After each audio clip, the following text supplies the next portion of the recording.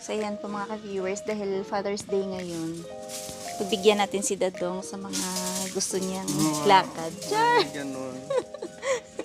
Ayun pala, sa Dalarama lang po ang punta niya.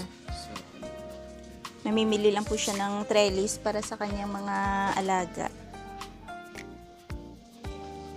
Kala mo kung saan magsha-shopping eh, no? Kasi kinulang na po siya sa mga trellis po niya sa dami po ng mga seedlings na itinanim niya.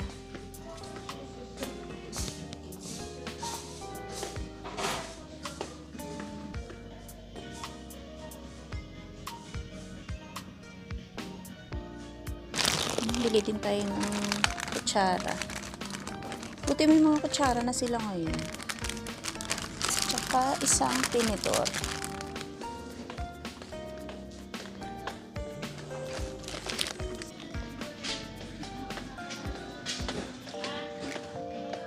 Anetch.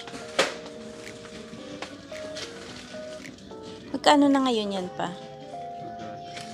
2? Pero matibay siya, no? Mangunguha ka lang yan sa sapa eh, no? Ma-appreciate mo talaga yan. Yung mga libreng mga ganyan, no? Tapos na po si Dadong sa kanyang pag-shopping.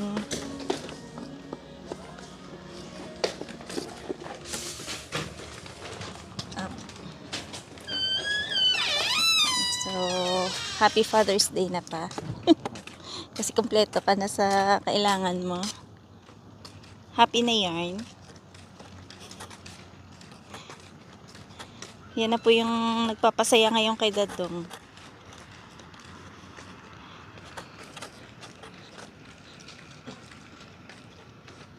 Pabukas pa dyan na lang natin ilagay.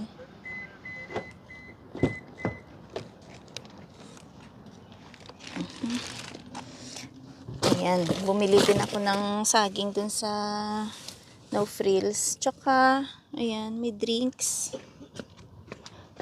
Ano? Ilalagay ka pa dyan?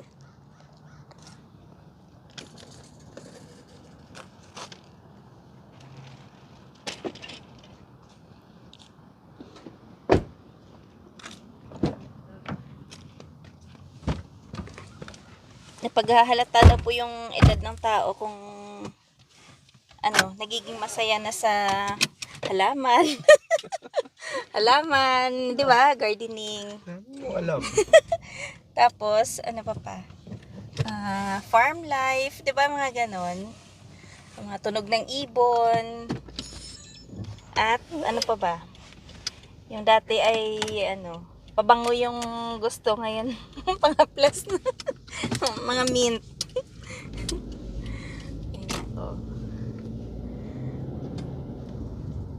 Ganun naman talaga, nagbabago talaga yung gusto ng tao sa buhay, no?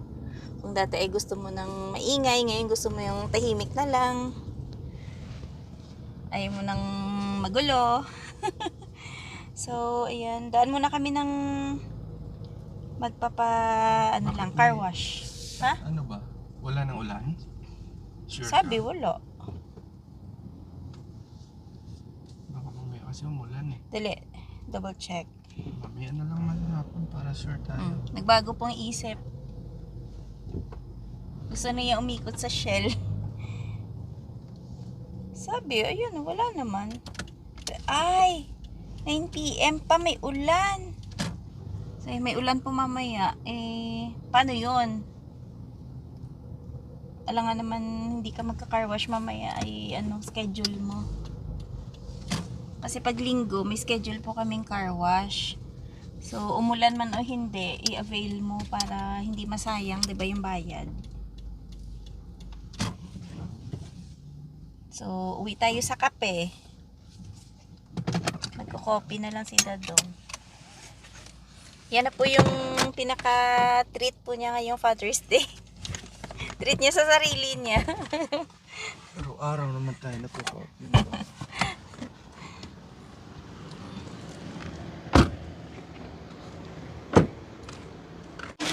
Kompleto na po yung Father's Day ni Dadong kasi meron na po siyang coffee, tsaka scrambled, ano yun pa, wrap. Daanan natin yung mga, ano nila pa. Check natin yung mga, ito, tumbler. Ang cute din ng mga tumblers nila, no?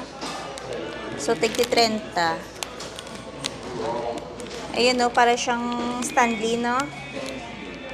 Ang cute. Ito, 20.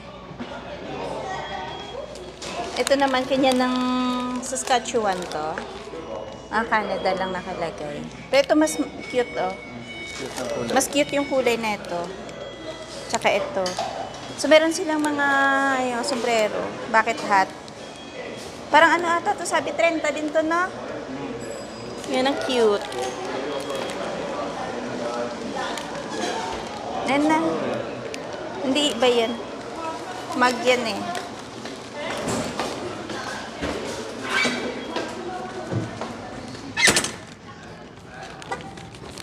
Dumi-dumi ng sasakyan. Diba? Nagbago na naman isip. Pambansang Father of the Year. Oh, Father of the Year na pambansa ka. Best father ever.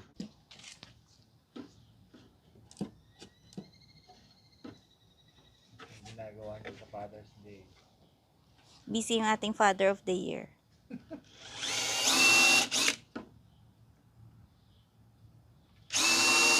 Iba na yung pagkakaabalahan na hindi anak, kundi yung halaman niya. Tatampo na sa'yo si Denise. Ikaw nga, subukan mo storbohin doon kung hindi ka pagalitan.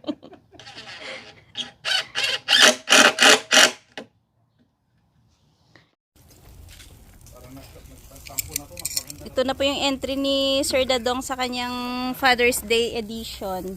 Thank you. Oh, ay pa thank you. May pausok lang din siya.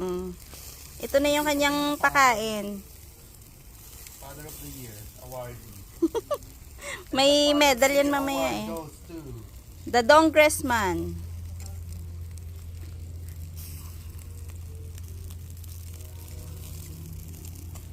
Kuya, saka yung ano. Yung lemongrass.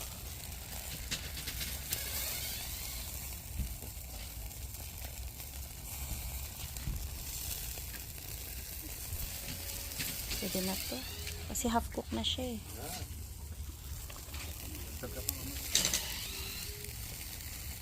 May mo yung magalaki roll.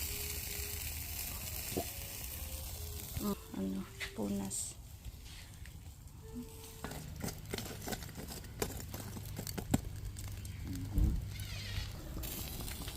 Ito na to.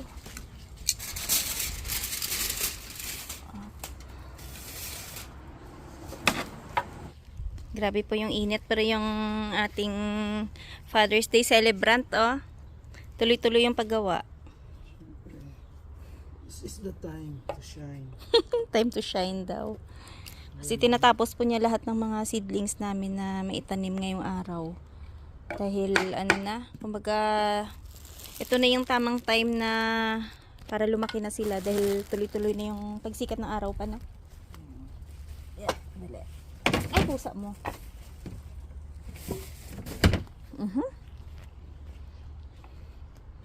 So, ano yung ginagawa mo diyan? Yung patungan? Fence yan eh. Lagyan niya ng fence pala yung mga plant box doon. So, meron po kaming mga tinanim na mga grass. Ayan, pinatubo muna nila. Tapos, hinalukay din itong lupa. Para mapalitan yung mga ano kasi dito. Mga ibang klase ng grass na parang ano. Yung kagaya neto.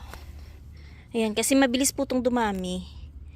So, ang ginawa, pagka yung halimbawa may nakitang tumpok dito ng gantong grass, parang inasarol namin, inasarol ni Mike. Tapos, yan. Nagpatubo muna ng seeds bago nila nilagay. Mas effective siya, no? Nag-germinate po muna ng mga seeds. Tapos, yan, nilagyan na. So, ayan, no? Ang daming mga ganyan. Hinalukay muna. Hanggang dun yan. Gusto ni Dadong, maayos na to lahat. Gawa ng etong mga kalat dito. Maalis na niya. Ganda na tingnan ng mga halaman namin. Ito yung pinaginawa natin ng patungan doon. Alin? Ay, gawa na ba? Ay, siya. Ay, ito po pala yung ginawa niya kanina.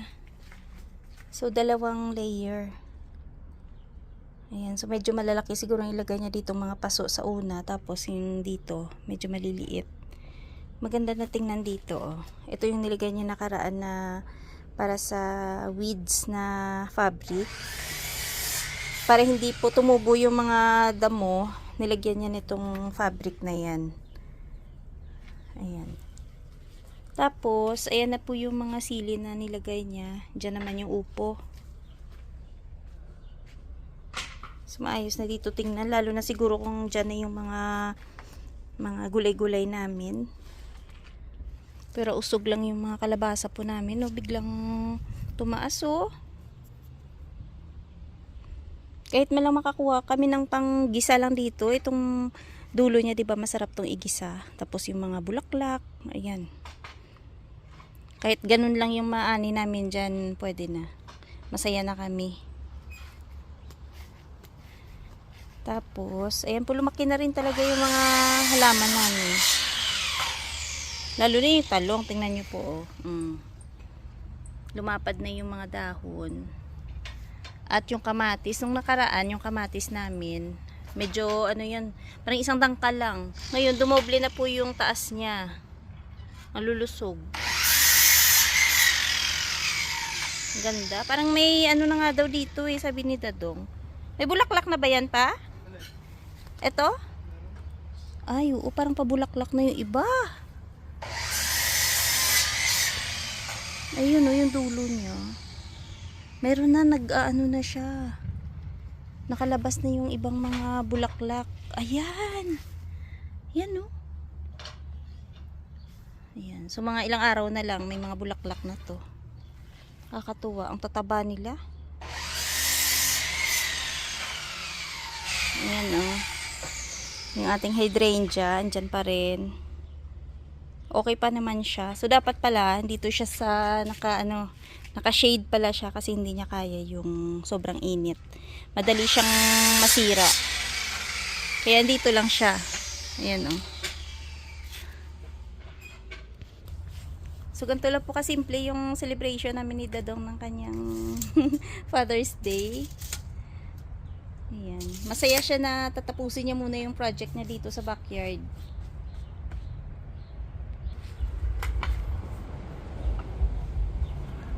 Pinagkape ko nga lang siya kanina eh.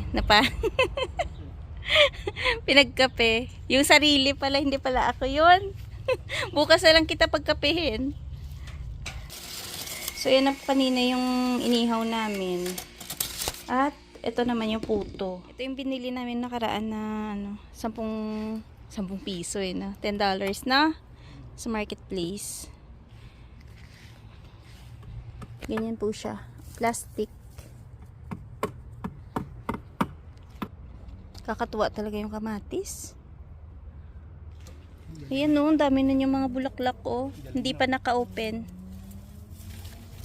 Tsaka kahit na nilalagyan pa namin to ng fertilizer, yung fertilizer namin, organic siya. So, ganyan po yung itsura niyan.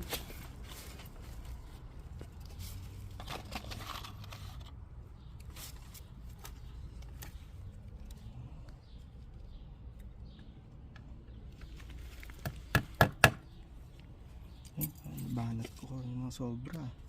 Oo nga, baka maputol to. Ay, hindi. Dito mo na lang siya bawiin. Ilan na ba yung nilagay mo doon? Tabihan ko na lang. Tatanggalin mo naman ata to bago magtaglamig. Hindi ah. Ah, dyan na yan. Diyan na yan.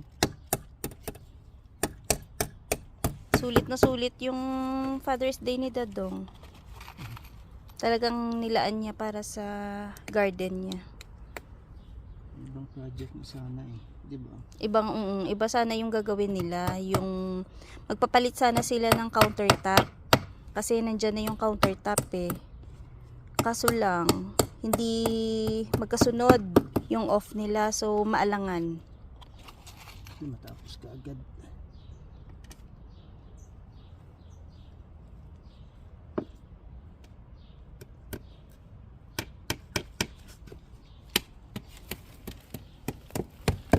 Grabe, no? Alaki nang natipid natin talaga sa seedlings pa, no? Oo. Kasi biro mo, pag binili mo, yung ganito kalalaki, sa ngayon ha, siguro may 7 na to, no? Kasama paso. Hindi lang siguro. Baka $14 na yan. May nakita nga. Uy, ang sarap naman, Biko. Ito yung may ube? Sapin-sapin. Kalamay. Ah, okay. Pero Kalamay. hindi ako sure Ay, naku, masarap yan. Ano ite? Nilupak. Sinapak na sa... Sinapa. Sarap talaga ng BBQ, oh. Sarap, no? Jadis, pagkano to? 250 ba? Ay, ano? 250. Pwede. Magkano ba dito? 250, no? Siguro. Hindi ko alam, te. Sabi ko yung pagka talagang, alam mo yung parang ginayat na para pang tinda. Oo. Parang sukat na sukat. Same size ba? Nakakapagod din. Oo. Kailangan na ng kanin yan. Sarap, no? Ah, may sausawan nga palang iba. Vinegar. Oo. Yung maanghang, hindi maanghang. Oo, may choices yung mga bata. 5 lang. Ano? Kamusta yung BBQ ni Janice? Diba? Talagang may ano, May may kalamansi. lasa? Bigyan mo kalamansi, no? Lemon pa lang, Ayun. yes. Mm. Ang mahal ng kalamansi, kaya lemon lang tayo. Siyete? Siyete yung ganung Siyete. ano, isang Siyete, balot. oo. Mahal. Try natin. Yung 250. 50 lang. Dito tayo sa maanghang. Up. Dadong, natikman mo na to? Wow, ang sarap. Ang sarap nga. Iba pa rin talaga sa timpla mo, Rose. Parang ito na yung gusto ko. Janice, ikaw na laging magtimpla, ha? Ilang trono? Sawa na kami sa timpla ko. Hindi ko na alam kung paano ko. namin kinakain. Totoo. Kahit ako sawa na. Ito naman maiba. Pasuyong ako naman. Nang? Yung kahoy na yan, no? Yung may... Oo, ayan na, oh. Bongga. Dadong, itaob mo na yung leche flan. Siyempre, mas masarap to. Ay, masarap to sa kape. Hey, first time ko yan. YouTube. Ha? Ganyan mo siya, oh. Yung plato sa taas. Oh. Nagbibigay ng instruction si Sir Dadong. At meron tayong pang coffee mamaya. 'Di ba? After ng kain, may pampababa. Sakto. Patulang. Ano lang to, take 2 lang po to ng Mother's Day. Ayan. At yan syempre yung ating BBQ. Uy, kain na tayo. Pa! So yung mga viewers kahapon. Ayan. So kahapon po, hindi na kami nakapag-video after mag-ihaw-ihaw. Kasi, ayan, nagkabisihan na din si Dadong. Tuloy-tuloy yung paggawa niya dun sa garden. So, natapos mo naman, no? O may tira-tira ka pang dapat gawin? Ano, fence, okay na. Tapos na yung fence. So, yun, natapos naman niya yung fence. At may konting-konti na lang na mga itatanim. So, dahil ang ating topic ngayon ay about sa Father's Day, si Dadong, ano ko lang, ikwento ko yung pagiging ano ni Dadong. Ano naman? Charla. Kung anong klaseng tatay si Dadong. Bakit? Bakit ako na naman na pag-repan mo? Father's Day. Hindi. Si Dadong may pagkakaiba to, kagaya niyan. Nagkukulay siya ng kuko. Ayan. Pero dati pa yan, nagkukulay na talaga si Dadong ng kuko. Baka napansin po niyo sa video na meron siyang meron siyang nail polish.